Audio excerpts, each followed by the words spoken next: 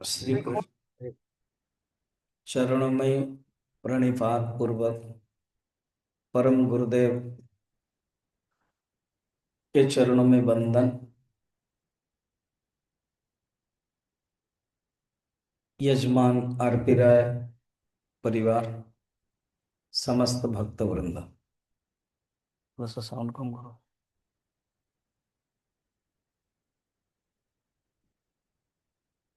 हम ये प्रवचन जूम में रिकॉर्डिंग हो रहा है और यूट्यूब में भी दे रहा हूँ।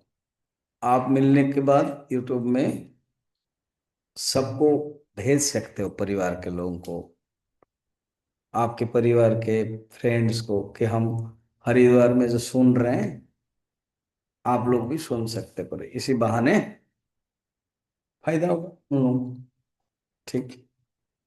आप बोलोगे स्वामी जी ये पिंक जो कलर दिया ये तो पढ़ नहीं रहे। दो दो क्लास हो गया।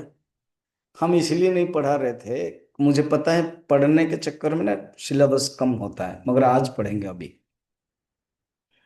कल एक ही क्लास हुआ ना, तो बहुत कुछ कंप्लीट करना था। श्लोक पढ़ूंगा तो कथाएं कम हो जाएगी। ये वाला जो संवाद वाला वो बहुत कम लोग बोलते हैं। कब हुआ, कैसे हुआ, कहाँ हुआ, क्रोनोलॉजी बहुत वक्ता बोलते ही नहीं है। मैं नहीं कहूंगा कि आता नहीं है, बोलते नहीं है, क्योंकि वो समय नहीं होता उनको। तो हमने कल अच्छी तरह से बताया। आप बाद में सुन भी सकते हो, नोट भी कर सकते हो। और अभी हम एक दो श्लोक पढ़ेंगे तो आपको लगेगा, क्योंकि ये कागज आपको लेना है, आप रख लो। ये हमारे आरपी राय की तरफ से ये आपको दे दिया जाता, प्रिंटिंग उन्होंने करवाया। अब हम लोग द्वितीय स्कंद में थे। द्वितीय स्कंद में सुखदेव, मूलतः सुखदेव जी बोल रहे हैं।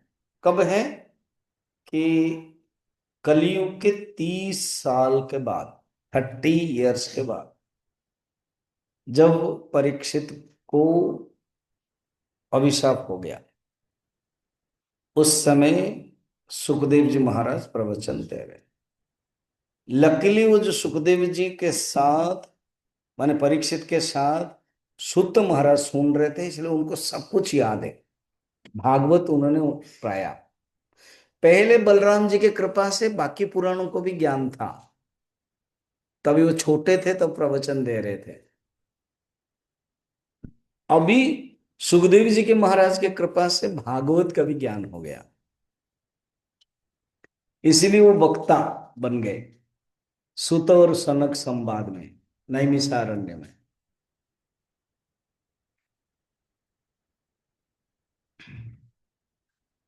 उसके पहले जब वो नैमिषारण्य में कह रहे हैं, वो कलयुग के 300 साल के बाद, उसके पहले दो संवाद हो गया है। एक हरिद्वार में, यहीं पर नारद और सनत कुमार है। आनंद घाट में नारद और सनत कुमार के सत्संग, उसमें बहुत लोग आए थे, देवता लोग भी सुनते थे। उसके पहले कलयुग के 200 साल के बाद वो खुद रेफर दे रहे हैं तुंगभद्रा नदी, अनुपम नगर, दक्षिण भारत में। वहां गोकर्ण प्रवचन दे रहे हैं अपनी भाई धुंधुकारी के लिए। वो है गोकर्ण धुंधुकारी उपाख्यान। और ये बातें कौन कर रहा है? सनत कुमार नारद जी को याद दिला रहे हैं। और उसके पहले सुखदेव जी परीक्षित संवाद, उसके पहले व्यास जी नारद जी, उसके पहले ब्रह्मा नारद, उसके पहले विष्णु और ब्रह्मा, उसके पहले, समझ में आया? और अभी ये सब मिला करके हम आपको बता रहे हैं। तो सुखदेव जी बोल रहे हैं, देखो ये जो भागवत मैंने पिताजी से सुना, बाद में भागवत पिताजी के पास आए, जो 4 श्लोक सुन करके वेद व्यास जी खुश हो गए और प्रवचन देने के लिए बैठे। तो सुखदेव जी कहा कि रुकिए, आप ये भागवत मुझे क्यों कह रहे हैं, कारण क्या है? तो मुझे कारण क्या बताइए। तो बोले तुम प्रवचन दोगे, तुम इसका प्रचार करोगे। वो कहते ना रे बाबा ना, मैं नहीं देने वाला हूं। क्योंकि प्रवचन एक राजसिक काम है कंपेयर टू ध्यान। वो बात सही है। इसलिए बहुत संत जो निवृत्ति पर है ना, वो प्रवचन क्लास पसंद नहीं करते हैं, निवृत्ति में पहुंच जाते हैं, कहते हैं, मैं नहीं देने वाला हूं। कि तुमको ही तो मैंने चयन किया, तुम्हारा जन्म तो इसी के लिए हुआ, तो तुमको तो देना ही है। तो तुम नहीं दोगे तो फिर कैसे ये कथा कंटिन्यू चलेगी? ठीक है, एक ही बार में दूं। अगर आप बोल रहे हो आप कथा मुझे बताओगे, only one I will, once I will give. तब वेद व्यास जी राजी हो गए। उनको पता था भगवान का अवतार है, कि परीक्षित को अभिशाप जब मिलेगा, अनेक साधु संत बैठेंगे, मैं भी इसी से सुनूंगा। ये जो अगरबत्ती का मामला है ना, थोड़ा कम कर लिया करो। ये देखो, उनको भी हो रहा है, मुझे भी होगा, है ना? पंकज, इसको हटा दो वहां।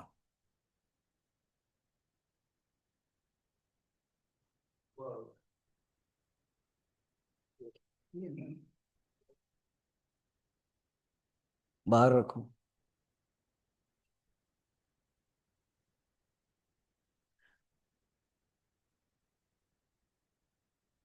हमारे तेजवानंद जी गुरु जी जब प्रवचन देते हैं ना, पहले ही अगरबत्ती हो तो बोले हटाओ बोलते हैं। उन्हीं का ही तो शिष्य हूं मैं। मुझे भी पसंद नहीं है, आता है। इनको हुआ ना, अच्छा इनको हो गया, बाकी लोगों के अंदर है, वो डर मर के निकल नहीं रहे। उनका आ गया क्या, बाकी लोगों का हो रहा है, ये नहीं कि नहीं हो रहा है, मगर डर मर के निकल नहीं रहे। फिर 500 रुपये फाइन पड़ेगा तो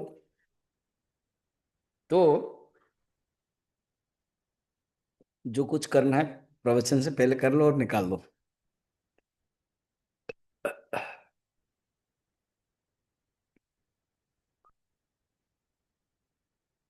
तो सुखदेव जी राजी हो गए, एक ही बार हम बोलेंगे। बस सुखदेव जी एक ही बार बोला था। जब कल्याणी, 500 रुपये देना पड़ेगा। अच्छा वो उन्होंने भी नहीं दिया, सुशील ने। सुशील दिया 500 रुपये। हाँ, कल्याणी को भी देना है 500 रुपये। यहाँ भगवान कृष्ण के पास रख देना। इसी डर से ना फोन बंद हो जाएगा, 500 देना पड़ेगा। अभी देख को चेक करो, 500 को बचाना है तो अपना मोबाइल चेक कर लो।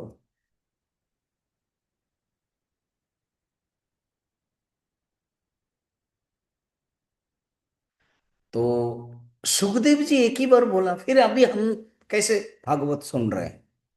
क्योंकि सुत महाराज की महिमा है। सुत महाराज सुन रहे थे, उनको वर प्राप्त था, ना भूख लगती थी ना प्यास, पूरा सुने, उनका ज्ञान है। और वही कलयुग के 300 साल के बाद ब्रह्मा जब चक्र दिया नैमिषारण्य में, ऋषि लोग, पता लगा कौन बोलेंगे, सब लोगों ने कहा यही तो है जो छोटे बचपन से ही हमको सुना रहे थे, अभी तो ज्ञान है, तो यही सुना है। तब सुनने लगे। तो सुखदेव जी महाराज, परीक्षित संवाद इसी के मैं बता रहूंगा, और सुत महाराज पैरेलल बताऊंगा। तो मेनली सुखदेव जी नाम ही भागवत है। एंड अपने आप को हमें परीक्षित समझना है, तभी ज्ञान होगा, परम भागवत है वो। तो सुखदेव जी कहते हैं परीक्षित को, देखो ये जो टोटल जो भागवत है ना, 12 स्कंद है, 18,000 श्लोक है, 12 स्कंद है।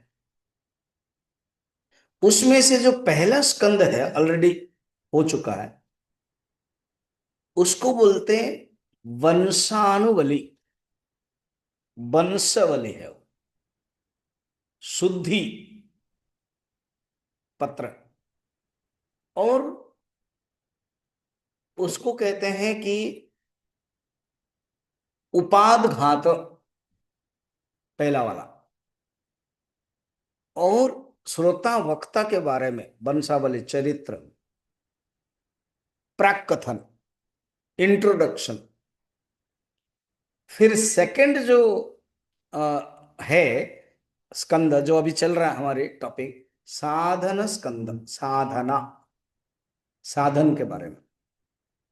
सुखदेव जी विराट उपासना बता रहे हैं,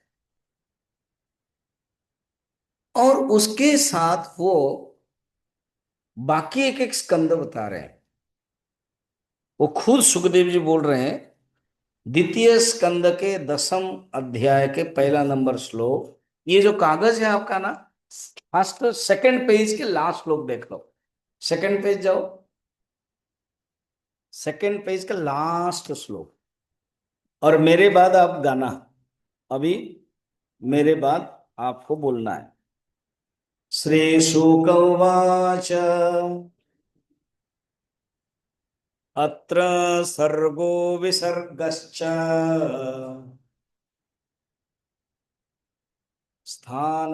स्थानपोषणमूतयः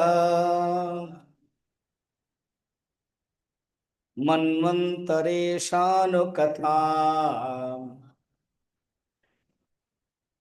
निरोधो मुक्तिराश्रयः।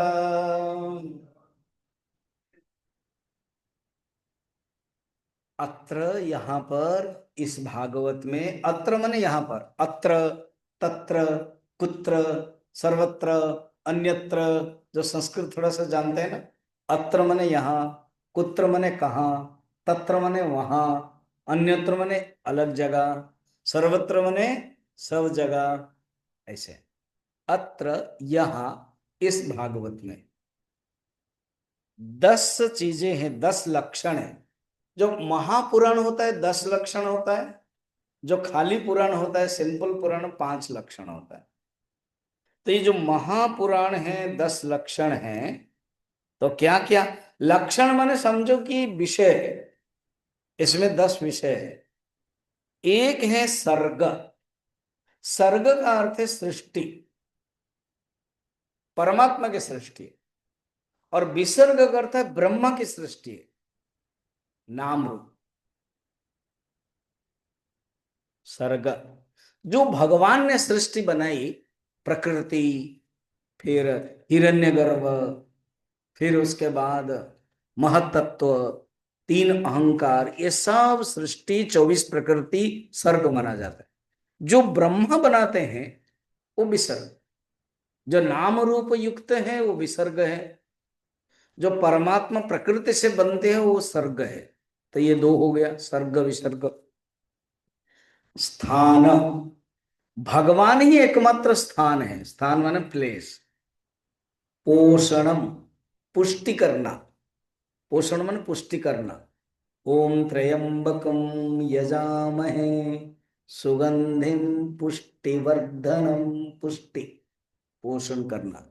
हृष्ट पुष्ट बोलते हैं, शरीर की पुष्टि। ऊतय, श्लोक देखना, ऊतय माने वासना, ऊती, ये बहुवचन हो गया, ऊती माने वासना। 1 2 3 4 5 हो गया वो लाइन में, पहला वाला लाइन में। मनवंतर, मनवंतर मनु के बारे में, 14 मनु होते। अभी हम लोग कौन से मनु में हैं? अष्टम, वैवस्वत मनवंतरम। तो ये ईशानु कथा, बाकी ईश्वर के बाकी अवतार की कथा है, भक्तों की कथा है, इसको बोलते हैं ईशानु कथा। निरोध, कंट्रोल, निरोध माने कंट्रोल। मुक्ति ही, मुक्ति, एंड आश्रय। तो अभी ऐसे कहा जाता है, ये 10 हो गया। और भागवत में 12 स्कंद है, तो 12 है, ये 10 है, कैसे जोड़ोगे?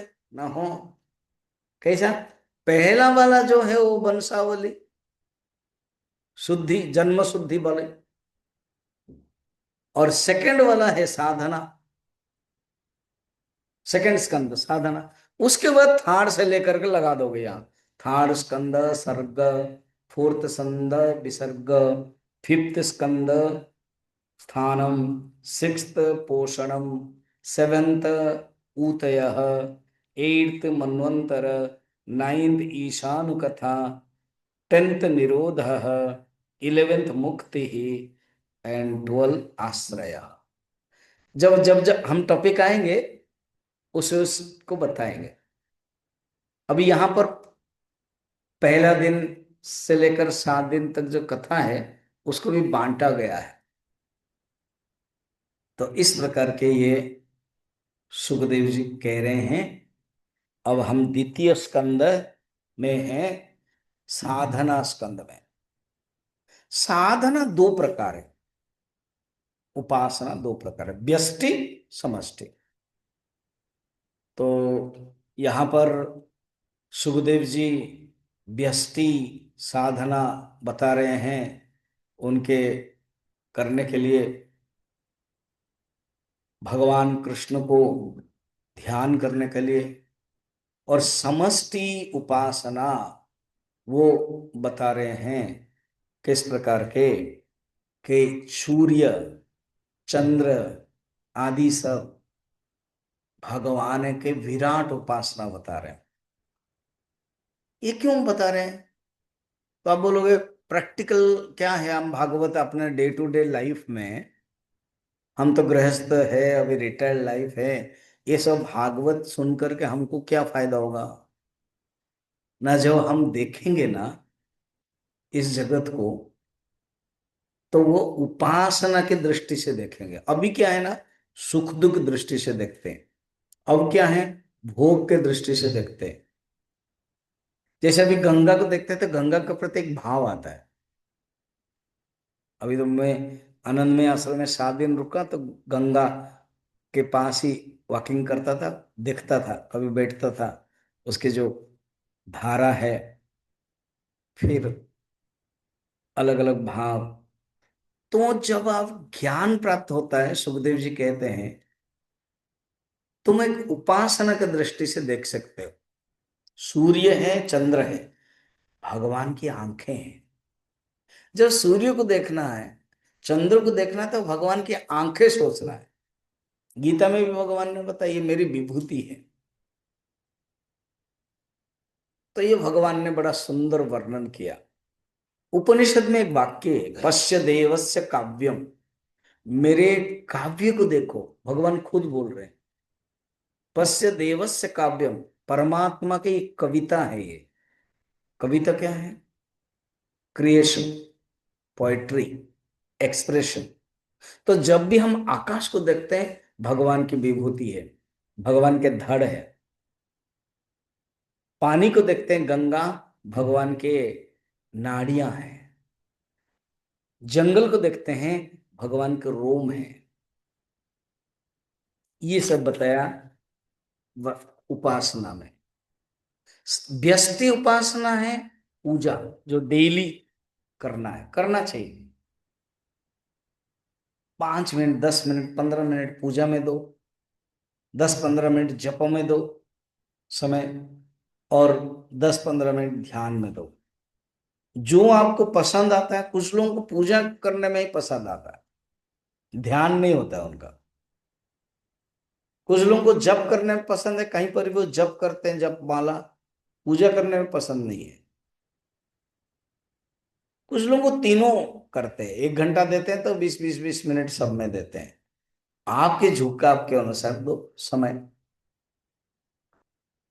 धीरे धीरे पूजा से हट करके जप, जप से हट करके ध्यान में समय देना चाहिए। ये विराट उपासना है। इसी को योग दर्शन में बताया धारणा। विराट उपासना को धारणा बताई गई। तो बड़ा डिटेल बताते हैं सुखदेव जी महाराज 10 अध्याय में। और कहते 3 नंबर श्लोक में जाना, कहते हैं ये जो 10म लक्षण हम बताए ना, उसमें से 10वां जो है वो आश्रय। तो असली रूप में आश्रय कौन है? आश्रय माने किसके आश्रय से? तो भगवान ही आश्रय है। तो कहते ये सारा नवम लक्षण जो है ये दसम के लिए है, आश्रय के लिए है। पढ़े 3 नंबर का पहला, दशमस्य विशुद्ध्यर्थम नवानामिह लक्षणम् वर्णयन्ते महात्मानः श्रुतेनार्थेन चांजसा। ये दसम जो लक्षण है, आश्रय है, उसी को ही वर्णन करने के लिए बाकी 9 लक्षण के वर्णन है। इसलिए हे परीक्षित समझ लो। तो अब मैं तुमको द्वितीय स्कंद का अंतिम दौर पर बता रहा हूं। मैंने आपको बताया था कि वो क्या करते हैं, 24 अवतार के बारे में बताते हैं, अलग अलग सब अवतार के शॉर्ट में सूची के रूप। फिर अलग अलग स्कंद में अवतार है। फिर जो 4 श्लोक है ब्रह्मा को भगवान ने दिया था उसके बारे में बता रहे हैं। मैंने सब श्लोक प्रिंटिंग नहीं करवाया, नहीं तो हो पाए होगा नहीं, तो मैं आपको कथा के रूप में बोल देता हूं। चतुश्लोकी भागवत कहते हैं। उसमें जो पहला श्लोक है, अहमेवाम सद्वाग्रह नान्यत यत् सत्संपद मत्परः पश्चादहम यदेतच्च यो वशिष्ठे सोऽस्म्यहम्। उसमें ब्रह्म के बारे में वर्णन है, परमात्मा तत्व। जो सेकंड श्लोक है वो माया के बारे में वर्णन है। जो थर्ड श्लोक है वो जगत के बारे में वर्णन है। और जो फोर्थ है वो आत्म तत्व के बारे में वर्णन है। ये वर्णन करने के बाद द्वितीय स्कंद समापन। अब तृतीय स्कंद शुरू करते हैं। तृतीय स्कंद का नाम है सर्ग। आप कैसे करोगे पता है? या तो नोटबुक में लिखो या तो वो प्रिंटिंग पेंट जो आपका है उसमें सर्ग में 3 कर देना, विसर्ग में 4 कर देना, ऐसे करके पूरा टोटल 12 तक आ जाएगा। समझे न नहीं समझे? बच्चों को समझाना जैसे पढ़ना पड़ता है। ये जो श्लोक है ना, सेकंड पेज के जो नीचे वाला है, सर्ग अत्र सर्ग विसर्गश्च, तो सर्ग के ऊपर 3 लिखो। 3 माने तृतीय स्कंद, विसर्ग चतुर्थ स्कंद 4, अत्र सर्ग विसर्ग, स्कंद ए स्थानम पंचम 5, पोषणम 6, पूतय 7, ईशान कथा 8, मनवंतर 8, ईशान कथा 9, फिर निरोध 10, मुक्ति ही 11 और आश्रय 12। समझ में आया? ऐसे तब जो तृतीय स्कंद है वो सृष्टि के बारे में वर्णन है। तो भगवान माने सुखदेव जी सृष्टि के बारे में बता रहे हैं। उसमें 33 अध्याय है, जो 33 कोटि देवता के वर्णन है। पंचभूत, तन्मात्रा, अहंकार, महतत्व, ये सब वर्णन है। लौकिक दृष्टि 28 तत्व है, ये सब उन्होंने बताया। अब सुनो, इसमें कहेंगे ये तो तत्व बता दिया, अब हम कथा के दृष्टि से बता रहे हैं। कथा, ये जो कथा है और उसमें क्या है, जैसे युद्ध, महाभारत युद्ध हुआ ना, उसके पहले ही विदुर को अपमान किया दुर्योधन ने। विदुर है मंत्री, दासी पुत्र। कुछ लोग पहली बार भागवत सुन रहे होंगे, ज्यादा जानते नहीं होंगे। कथाएं कहानी तो सबको इंटरेस्ट है, बता रहा हूं। अंबा, अंबिका, अंबालिका, ये जो तीन लोग थे, तीन राजकन्या, वो काशी नरेश के कन्या है। स्वयंवर हुआ। विचित्र वीर चित्रांगद, दो पुत्र थे सत्यवती के। तो उसमें से विचित्र वीर के विवाह करने के लिए चित्रांगद तो मर गया था जो यक्षमा में। तीनों रानी को ले आए, राजकुमारी को। कौन? भीष्म पितामह। अम्बा ने कहा कि हम तो दूसरे राजा से प्यार करते, छोड़ दिया उन्होंने। अंबिका एंड अंबालिका से विवाह हुआ। फिर अंबा गुस्से में, उस राजा ने भी ग्रहण नहीं किया, तो फिर भीष्म के पास आए। सत्यवती ने कहा कि विवाह कर लो, मेरे कारण तो तुम प्रतिज्ञा किया था। नहीं। फिर गुस्से में आई, मैं ही तुझे मारने के कारण बनूंगी। तो वो बना कौन? शिखंडी। फिर महाभारत युद्ध में भीष्म को पता था ये एक स्त्री है, ये लोग मार नहीं रहे थे। कृष्ण का मारो, तो अर्जुन ने मारा। अभी सवेरे मैंने कथा कह दिया था, इसी को ही अश्वत्थामा ने मार दिया था। ये जो अंबिका एंड अंबालिका है, विचित्र वीर्य का देहांत हो गया, अब कोई बच्चा नहीं है। और इन्होंने प्रतिज्ञा किया है भीष्म कि हम राजा नहीं बनेंगे। सत्यवती कह रहे बेटा पुत्र है, तुम राजा बन जाओ। वो तो गंगा पुत्र है, शांतनु केवल पिता है तो शांतनु ने फिर विवाह किया था ना गंगा के बाद सत्यवती को। अब वो मना कर रहे हैं। और सत्यवती को बचपन में ही पराशर ऋषि ने शक्ति दिया था, वो वेद व्यास हुए थे। वेद व्यास जी तो तपस्या करने के लिए निकले। अब ये अंबिका अंबालिका विधवा है, मगर फिर विवाह नहीं कर सकते, कोई एक राजा चाहिए।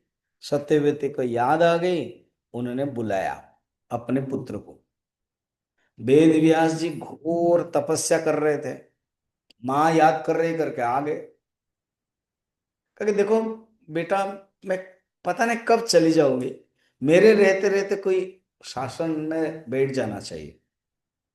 अब भीष्म मना कर रहे हैं, तुम्हारे छोटे भाई है, और तुम कुछ व्यवस्था करो, नियोग मेथड से इन दोनों को शक्ति दे दो। तुम्हारे पिताजी भी ऐसे ही शक्ति मुझे दे करके तुम उत्पन्न हुए, और तुम तो समर्थवान हो, दे दो। ठीक है, आप भेजिए। अच्छा, पहले उन्होंने कहा माँ एक काम करो, कुछ दिन इंतजार करो, मैं अभी घोर उग्र तपस्या में हूं, मेरा रूप देख के शायद ये लोग डर सकते हैं, मैं सौम्य शांत रूप बन करके आऊंगा, तब ठीक। बोले नहीं, अभी अभी करना है। और जिद्दी होती है ना, मुश्किल होता है। बोले ठीक है, भेजो। अब अंबिका अंबालिका, ओके, अंबिका गई। अब शक्ति दे दिया। पूछा माँ ने, व्यास शक्ति ठीक हुई? माँ वो अंबिका तो आंख बंद कर दी। अब वो जो शक्ति में दे रहा था वो ग्रहण की, मगर पुत्र होगा अंधा, अंधा पुत्र होगा, और अंधा पुत्र राजा नहीं बन सकता है। अच्छा एक काम करो, फिर हम अंबालिका को भेजते हैं। अंबालिका को समझाया, आंखें बंद नहीं करना। उसने कहा हाँ। अब गई, शक्ति दे दिया। फिर माँ ने पूछा इस बार ठीक है? ठीक तो है, मगर ये डर गई, पीली पड़ गई। डरने से पीला पड़ जाते हैं। तो इसलिए लड़का तो सुलक्षण युक्त तो होगा, राजा लक्षण होगा, मगर थोड़ा पांडु कलर का होगा, पीला पीला होगा, चलेगा। ठीक है। फिर भी मैं अच्छा पुत्र, सुलक्षण, क्योंकि वेद व्यास जैसा मौका फिर कौन मिलेगा। मैं समझाती हूँ, तो दोनों को समझा दे। सेकंड टाइम तुम में से कोई जाओ। अंबिका अंबालिका ने बातें की।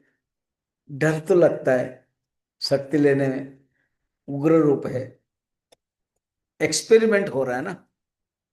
हम नहीं जाते, दासी को भेज देते हैं। तो दासी को सज धज करा दिया और भेज दिया। दासी आई। उस समय वेद व्यास जी तो आंख बंद करके रखे थे, पता नहीं था कि कौन आ रहा है क्या है। शक्ति दे दिया, आंख खोले तो देखा कि अरे, ना अंबिका ना अंबालिका है, तुम, ना मुझे इन लोगों ने भेजा है, तुम है कौन? ना मैं दासी हूं। ठीक है। माँ ने पूछा ठीक है, ठीक कहा, इन लोगों ने तो दासी को भेज दिया। पुत्र दासी पुत्र होगा, मगर माँ बहुत बुद्धिमान होगा वो। ठीक है, तो मगर मंत्री बन सकता है। चले गए। अब प्रश्न है, ये विदुर है कौन इतने बड़े ज्ञानी? अब और एक कथा है। हे भगवान, कथा ही कथा है, इसलिए तो आए हो सुनने के लिए। कथा ही इंटरेस्टिंग है। अब एक सत्ययुग में एक ऋषि थे, उनका नाम है मांडव ऋषि। मांडव ऋषि ध्यान कर रहे थे जंगल में। उसी के जिस जंगल में ध्यान कर रहे थे, वहां के एक राजा थे। राजधानी से कुछ चोर सामान लेकर के चोरी करके भागा। पुलिस उनके पीछे पीछे। अपने जीवन संभालने के लिए जो गठरी सोना आदि के, वो पीछे रख दिया मांडव ऋषि के पीछे, और वो लोग छिप गए। पुलिस आया, देखा कि कोई आ नहीं रहा, तो देखा कि हाँ, गठरी है। तो पुलिस ने जाना कि ये चोर है, बना हुआ है ठग ऋषि, और सोने को गठरी को लिया, उनको पकड़ करके लेके गए। वो ध्यान में थे। अरे ये झूठ है, ढोंग कर रहा है। उसको ऊपर उठाए और लेके रख दिए जेल में। कहे सोना मिल गया महाराज, और एक आदमी है जो चोरी किया हुआ है, उसको हमने बंदी कर दिया। तो राजा देखा नहीं, आदेश दे दिया। पुराने जमाने में राजा लोगों के पास अलग अलग मेथड दंड के रहता था। लाल रॉड, गरम रॉड देना, चाबुक मारना। अणी का अर्थ है छुरा, चाकू, छोटा मिनी खड़ग। उसी को नीचे से देने की विधि है, सो दैट धीरे धीरे वो मर जाएगा। तो उनको बैठाया ऊंचे से और लगा दिया। वो तो ध्यान में थे, समाधि में, उनको कुछ नहीं हुआ। ये डर गए, कोई मर नहीं रहा है, कुछ है। खबर दे दिया राजा को। राजा ने कहा कि जाके देखते हैं, तो सचमुच ऋषि एक है, समाधि में है, गलती हुई, हम लोगों ने छुरा लगा दिया। तो बोला काटो जल्दी, निकालो।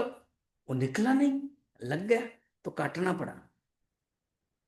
और उनके जो वेटर कलम के जो नीचे, वो रह गया शरीर में। माफी मांगने लगे। अब संत है, उनको कहा कि ठीक है, तुम्हारे दोस्त नहीं, अभी मैं जा रहा हूं करके डायरेक्ट यमराज के पास आए। बोले ये बताओ, मैंने कुछ गलती नहीं की है, फिर भी तुम सब दंड तुम ही देते हो। राजा तो बहाना है, सैन्य तो बहाना है, मुझे दंड क्यों दिया बताओ। माफ करे, अब गुस्सा मत होइए, मैं थोड़ा सा आपके सीसीआर कागज देख रहा हूं, देखो जल्दी। चित्रगुप्त को बुलाया, कहा कि ऋषि का कुछ देख लो कागज। तो कान में बोला, जब ऋषि छोटे थे 5 साल के, उससे नीचे, तो जो छोटे छोटे पतंग होते हैं, कीट, उनको पकड़ते थे। वो जो कांटा होता है, छोटा सा पेड़ का जो बैगन के कांटा, उसको करके ऐसे मजाक करते थे, खेलते थे बच्चे, और छोड़ देते थे। बोलते महाराज, आपने ये किया है, इसलिए वही कांटा आज इतना छुरा अणी बन करके आपको दंड दिया। गुस्से में, तुम यमराज हो, तुमको पता नहीं कुछ नीति नियम, धर्मराज के नाम पर कहा जाते हो। 5 साल के छोटे बच्चे के समय में कोई भी कुछ करता है, उसको पाप पुण्य नहीं होता है। कैसे तुमने मुझे दंड दिलवाया, इसलिए मैं तुझे अभिशाप देता हूं, 100 साल द्वापर युग में शूद्र बनकर रहो। अब स्वीकार करना पड़ेगा।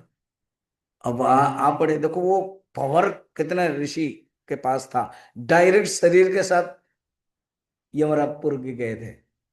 उसी दिन से उनका नाम अणि मांडव हुआ।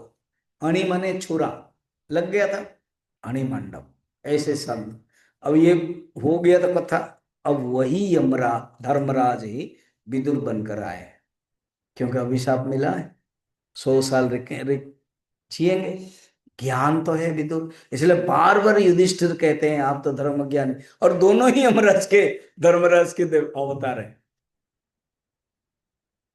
बाद में विदुर के जब शक्ति चली जाती है, शरीर त्याग करते हैं, विदुर की शक्ति युधिष्ठिर में मिलता है। दोनों शक्ति है। चलो वो विदुर भी आए, धर्मराज के अवतार, इसलिए कितना ज्ञान है। भीष्म भी मानते थे। ठीक है, वो विदुर अब मंत्री बने। धृतराष्ट्र तो अंधा है, राजा नहीं बन सकते हैं। पांडु बने। अब एक दिन पांडु शिकार करते समय गए, तो एक ऋषि थे और एक पत्नी थी, जंगल में रहते थे, ध्यान करते थे। ऋषि पत्नी, कोई कोई होते हैं ना, स्वामी जी हम जंगल में अकेला ध्यान करना चाहते हैं, तो वो पत्नी को लेकर गए थे।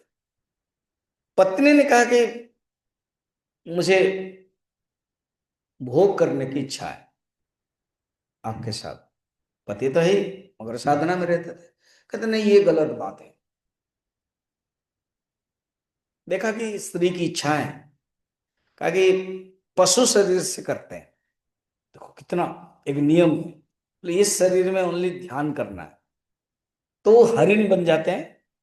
तुम स्त्री हरिण, में पुरुष हरिण, इसी में हम लोग भोग करेंगे जितना समय तुम्हें चाहिए, उसके बाद मनुष्य बन जाएंगे। उन लोगों के प्लान है। अब तो काल जैसे लिखता है ना, वो भोग कर रहे हैं। ये जो पांडु है वो शिकार करने के लिए आए। राजा के लिए ये लाइसेंस है, पशु को शिकार कर सकते हैं। उन्होंने शिकार करके मारा, तो जो स्त्री हिरण है वो मर गई। तब अब दौड़ करके आए तो देखा कि स्त्री हिरण मर गई, और वो भी ऋषि कन्या, ऋषि पत्नी हो गई, और ये अपना शरीर त्याग किया ऋषिपति। तो उन्होंने अभिशाप दिया, हम लोग भोग करते समय तुमने मारा, तुम भी जब भोग करोगे मर जाओगे। ये डर मार के भोग नहीं कर सकते हैं, क्योंकि उनके विवाह किया भी कुंती और माद्री से। जो पांडु की पत्नी है कुंती और माद्री, उनको कथा पता है, इसीलिए विवाह नहीं कर सकते।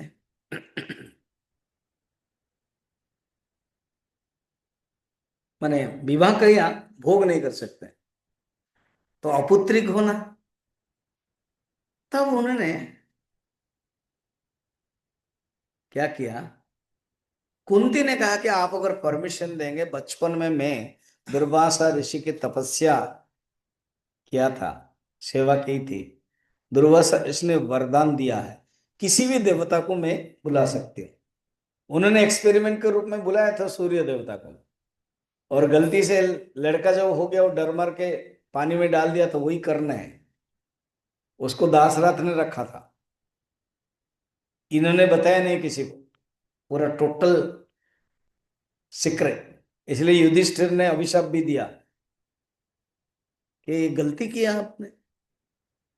मैं अभिशाप देता हूं कि तब से नारी जाति कोई भी सीक्रेट में नहीं रख सकती है कोई बातें। देखो बातें को अगर कहीं फैलाना है, तो एडवर्टाइजमेंट देना जरूरत नहीं है, किसी एक लेडीज को बता दीजिए, हो जाएगा काम। ना एक समझा, ऐसे ऐसे हुआ, पता है, उसके जो पड़ोस के जो बहू है ना, हाँ, वो भाग गई है। बस देखो पूरा मोहल्ला में पता चल जाएगा। नो प्रिंटिंग, नो एडवर्टाइजमेंट, क्योंकि युधिष्ठिर के अभिशाप। अब कुंती ने कहा कि आर्य आप अगर परमिशन दोगे तो मैं करूं ना, क्या करोगे ना, मैं देवताओं को बुलाऊंगा। आप बताइए किस देवता को बुलाऊं। धर्मराज को बुलाओ। तो धर्मराज यमराज को बुला करके शक्ति है युधिष्ठिर बने। फिर कुछ दिन के बाद पांडु को इच्छा इंटरेस्ट लगा, देवताओं के शक्ति आ रहे हैं। तब बोला अभी तुम वायु देवता को बुलाओ। तो वायु देवता से आए भीमसेन। फिर कुछ दिन के बाद इंद्र देवता को बुलाए, वो बने अर्जुन। फिर पांडु ने कहा कि तुम्हारे पास वो शक्ति है, तुम माद्री को दे सकती हो क्या? माद्री भी बुला सकते हैं। हाँ। तो वो कुंती बहुत विशाल बुद्धि, उदार तब मना थी। उन्होंने वो मंत्र माद्री को सिखाया। मगर दुर्वासा ने कहा था तुम एक ही बार किसी को दे सकते हो, एक ही बार प्रयोग कर सकते हैं। अरे ठीक है। माद्री बहुत चालाक थी, सोचा कि एक ही बार होगा, एक ही बेटा क्यों, ऐसे बुलाओ कि दो दो बेटा हो जाएंगे। तो उन्होंने अश्विनी कुमार, वो रियली दो देवता है, अश्विनी कुमार है ना, दो हमेशा जुड़वा। तो अश्विनी कुमार को बुलाया, अश्विनी कुमार ने शक्ति दे दिया। नकुल और सहदेव हुए, इसी को कहते हैं पंच पांडव। ठीक है। तो इन पंच पांडव का दायित्व तो विदुर ने लिया, पढ़ाया सब कुछ। तो अब क्या हुआ बीच में,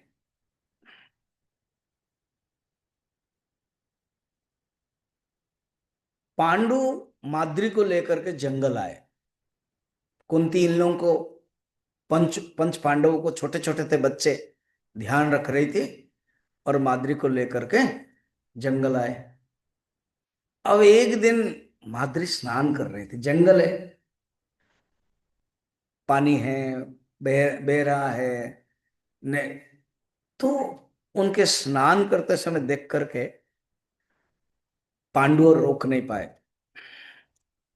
माद्री ने मना किया, आपको अभिशाप मिला है, मगर जो भी हो कभी ना कभी तो जाना ही है। तो उन्होंने संसर्ग किया, बस गुजर गए, अभिशाप है। तो अब कमिटी ने, मंत्री परिषद ने कहा कि अभी तो युधिष्ठिर नियम के अनुसार राजा है, मगर छोटे बच्चे हैं, छोटे बच्चे के लिए राजा नहीं बन सकते, युवराज भी नहीं बन सकते। युवराज के नियम होने के लिए 16 साल से ऊपर चाहिए, जैसे हम लोगों के लिए वोटर अधिकार होगा। भगवान राम भी युवराज छोटे बच्चे से नहीं बने, जब अधिकारी हुए तब देवता लोग, मंत्री परिषद, ऋषियों ने, गुरु ने कहा। तब क्या करें? तो मंत्री परिषद ने कहा एक काम करते हैं, प्रतिनिधि के रूप में पांडु के अभी धृतराष्ट्र नहीं बन सकते, उनको ही बनाया जाए। तो राजी हो गए, क्योंकि हालांकि अंधे हैं मगर वो रियल राजा नहीं है, पांडु के प्रतिनिधि। जब युधिष्ठिर बड़े हो जाएंगे, युधिष्ठिर राजा बनेंगे। अब धृतराष्ट्र एक ऐसे आदमी है जो उनके मैं बड़े होते हुए भी राजा नहीं बन पाया, अंधा, इसीलिए वो शासन में करते गए।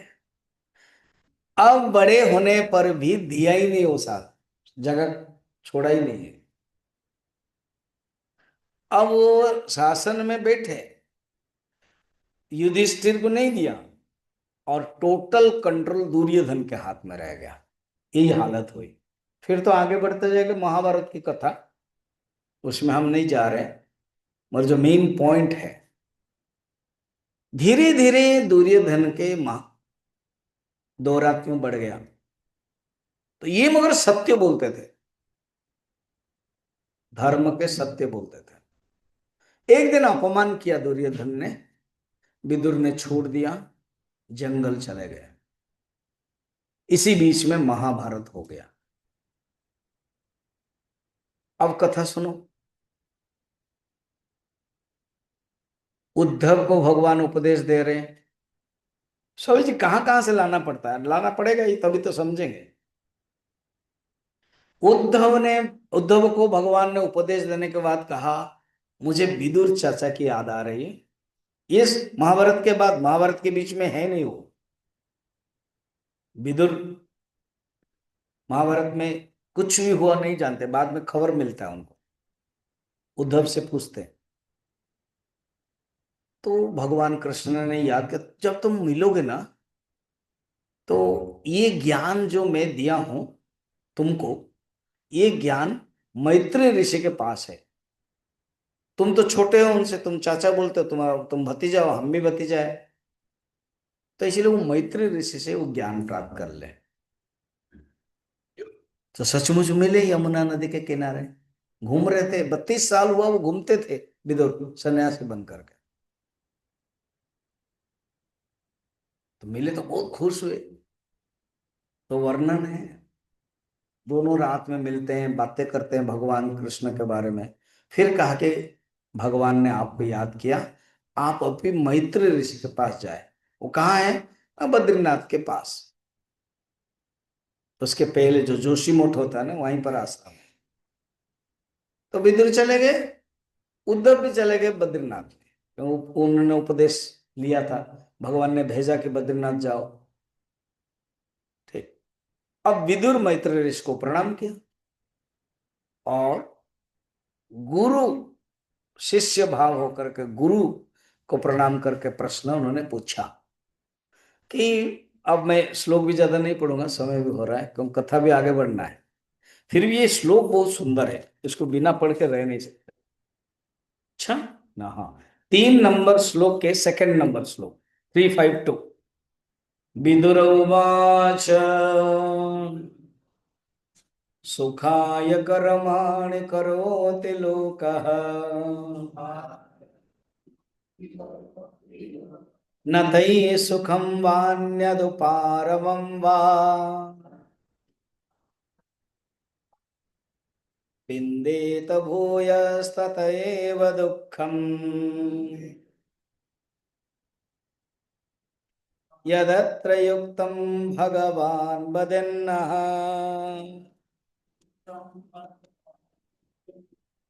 गुरुदेव, एक प्रश्न पूछूं? ना पूछो। महिद्र कहते हैं, आप सब जानते हो, आप है कौन मैं जानता हूं। आप धर्मराज के अवतार हो। धर्मराज जो ज्ञानी है, कठोपनिषद के आचार्य है, आप सब जानते हो। फिर भी आप पूछ रहे हो ये महिमा मुझे देने के लिए और लोगों के लिए, हित के लिए।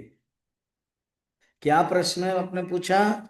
सुखाय कर्माणि करोति लोकः। हर मनुष्य, हम भी, आप, हम सब, सुख के लिए मनुष्य कर्म करता है। बात सही है। ये बताओ, कोई कहता है कि मैं दुख के लिए कर्म करता हूं? नहीं, सुख के लिए कर्म करता। नहीं नहीं, कुंती ने एक श्लोक है, मांगते हैं कि प्रभु आप मुझे विपत्ति दो।